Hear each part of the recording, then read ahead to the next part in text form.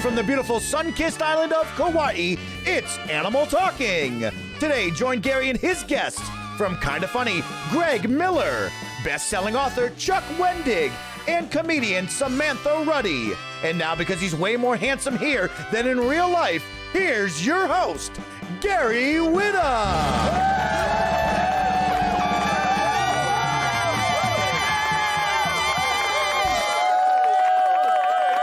Adam, I do want to talk about your microphone issue. Now, you've been having all kinds of problems. You got a wonderful new microphone. You got the Blue Yeti X, and you just could not get your voice sounding the way you wanted it. It sounded tinny. It sounded weird. We had our friend Kate, our wardrobe supervisor on the show, also a pro streamer, knows a lot about streaming audio, came in to try and fix it. And late last night, you finally figured out what it was. And Adam, I think you should have the honor or dishonor of telling people what, in fact, the problem was.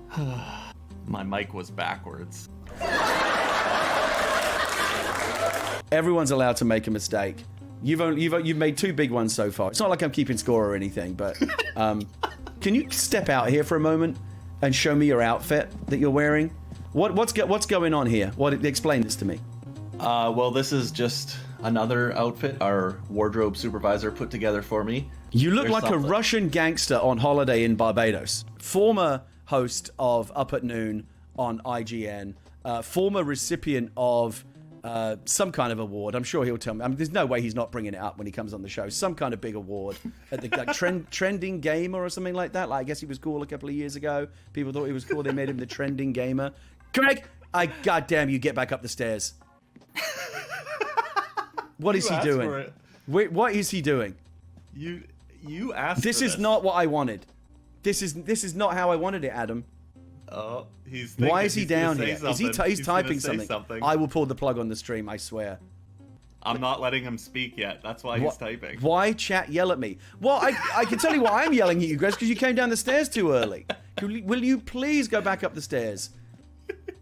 Look at this. Are you watching this, Adam? Are you watching what's going on? Greg.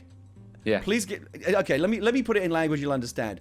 Please go back up the stairs so that I can give you the applause and all the adulation that you do. Is this my camera? Is this the camera I'm supposed to be using? Hey everybody, it's me, Greg. Oh my god. It's me, Greg. I'm on Gary's show. What? Jen ordered us a tushy, so now I got one here at the house. What is I a have one of tushy? those on the way. It's like a attachment bidet. So it's not like I have like the crazy like Per Schneider that'll make noise for you bidet, but I have a when you Is it screw like on there. is it like a Sega 32X for your toilet Genesis? Honestly, 100%. That's exactly what it is. I asked them at the end of my first day, like, all right, cool, any questions for us? And I was like, yeah, why now? And they're like, what do you mean? I'm like, I went back and looked at it. And in the email that I was talking to you on is the email I started after I left college, meaning that there was a bunch of emails probably before this. But on this one email address, this was my 13th attempt to get an IGN job in a year and a half. Oh, wow. And 13 times you were rejected? Yeah, well, 12. The first times. They looked me in the eye and were like, well, this time you showed you could do it. Like beforehand, you were submitting all this stuff, but you were sending in clips and articles and reviews you had written with 2 months in between them, 3 months in between them. Like they weren't consistent.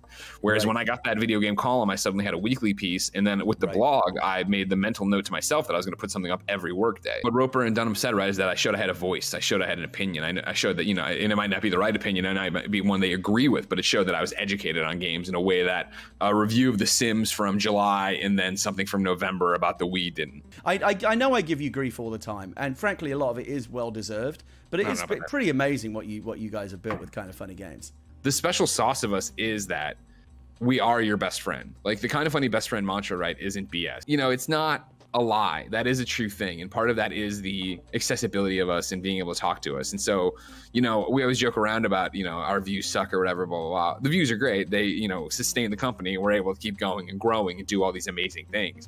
And sure, it'd be awesome to have 1 million subs and 1 million views on every video and yada, yada, yada. But inevitably with that comes a whole bunch of people who aren't there for the right reasons, right? I always say that if you listen to the show, if you listen to the content and you're part of this community and you want to be a force for good, right? You want to be the change you want to see in the internet. You want to be in a community that does support each other and can have a conversation and can disagree, but still do it reasonably. Like that's what it's about to be a Kinda Funny best friend. And so my senior year of high school, we got to pick electives. I chose to take philosophy instead of money management. To this day, I cannot balance a checkbook, but I do know nothing about philosophy either. People are like, why is your credit score so low? And I'm like, can one truly score your credit? They can, it's 500. You know, like, I'm from Pennsylvania, and Pennsylvania, you can still be fired for being gay. I never have. I've only been fired for being a bad employee. I got fired one time. I was like, why? Is it because I have a girlfriend? They were like, no, we love your girlfriend. Is she looking for work? Samantha Ruddy, ladies and gentlemen. You actually got to go on that show on CBS and perform your stand-up set live to Stephen Colbert's audience. How did that come about, and what was that experience like? Coolest thing that has ever happened to me, and possibly will ever. It was just like an amazing thing to be part of, like, such an institution. Like, to, like, you know, Colbert is like amazing, obviously, and the Late Show itself as like an institution. Like, when we were in the Ed Sullivan Theater, like, my dad and I started crying, and my grandma. I can only imagine.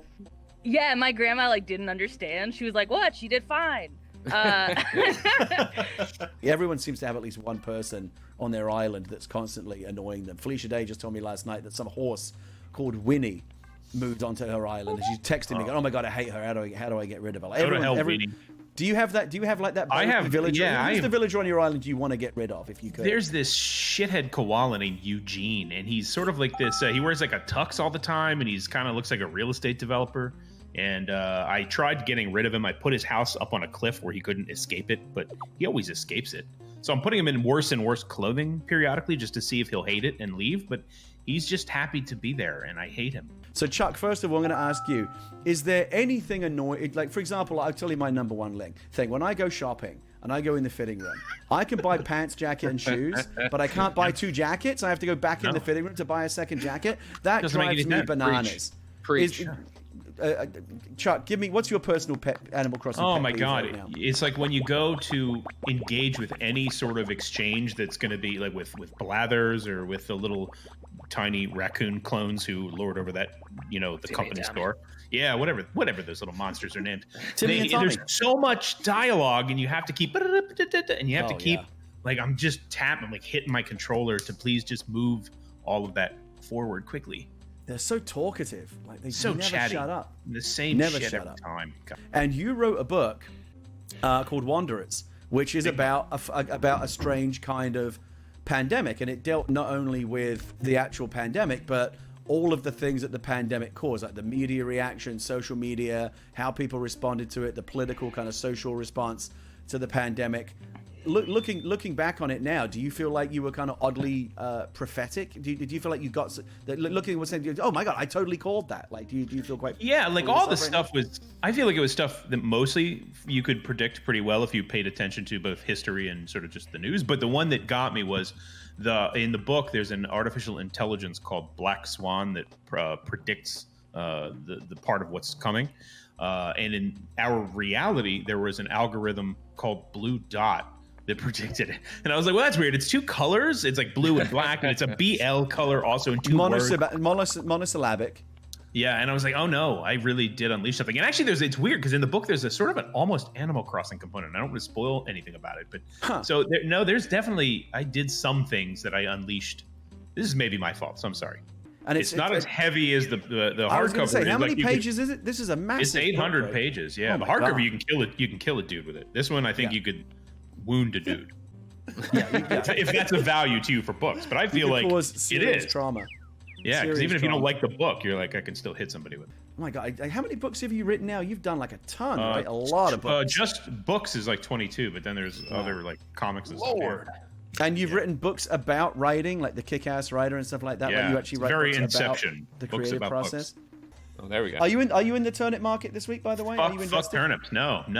I took a bath like 2 weeks in a row. I got no good prices on turnips. I'm getting Nook is taking me down every time. Here's what you need to do, Chuck. You need to cozy up to the high-level internet influencers like me and Greg, because we have the inside track on the dodo codes, on the good prices. Yeah. But I feel like that just stresses me out on a game that's supposed to be kind of like, dude. I just want to, like, you know what?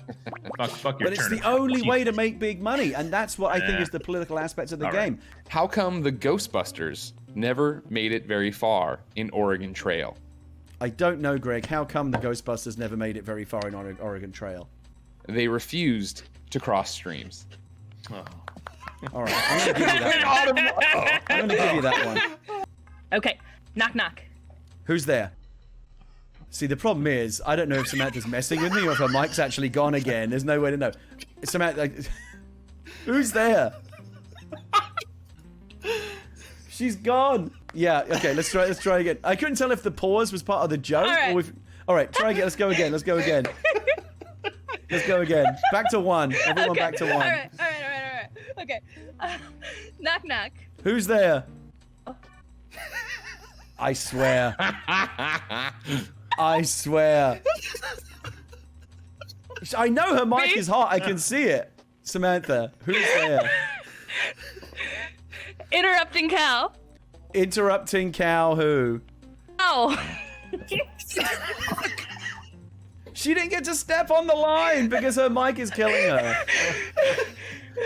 Okay, so He just yells Samantha. cow. He just yells cow. Yes, he goes moo. Samantha, I think Yells cow. I think you need to either next time you come back on the show is either get yourself a different mic setup or go to jokes that don't require crackerjack timing. It's gonna have to be one of those compromises. All right, I will. Gary, Oh my. chair. Yes. What? Oh shit. The chair is up for Let me through! Come on, Nicholson. After everything I've done for you in Ding Dong What's XL, going you're a Look at garbage this. person. You're Chaos. lucky if I could, I'd get you. If I could get you. The problem is I have to get out of. You know what? I'm not doing it. I'm gonna frame Chuck up like this. I'm not getting out of the chair. So why didn't the toilet paper cross the road? I don't know, Chuck. Why didn't the toilet paper cross the road? Because it was stuck in a crack. All right. Okay. The poll is up. Samantha was 71% of the vote. Congratulations, Samantha. Samantha's put hers away. That's okay. Give it another try. There we go. We got there in the end. But for right now, on behalf of myself, my band leader, Adam Nickerson, executive producer, Leah Witter, and all my guests, Samantha Ruddy, Greg Miller, and Chuck Wendig, thanks so much. And we will see you next time.